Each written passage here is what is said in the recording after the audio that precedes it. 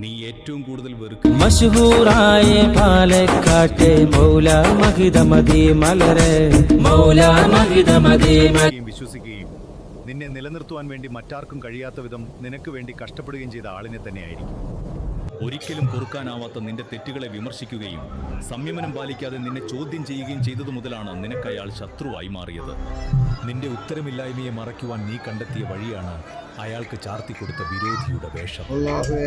സ്വന്തം കുറ്റങ്ങൾ മറയ്ക്കപ്പെടാനും ചുറ്റിലുമുള്ളവർക്ക് മുമ്പിൽ പിടിച്ചു നിൽക്കുന്നതിനായും നീ അയാളെ കുറ്റവാളിയാക്കി ചിത്രീകരിക്കുകയായിരുന്നു ചെയ്തത്. നിന്റെ ദുഷ്പ്രവൃത്തികളെ ചോദ്യം ചെയ്തതിലൂടെ നിനക്കുണ്ടായ അഭിമാനക്ഷതം അയാൾക്കും നേടിക്കൊടുക്കണമെന്ന് കരുതി നീ നടത്തിയ ഒളിപ്പോരുകളും വിജയം കണ്ടില്ല.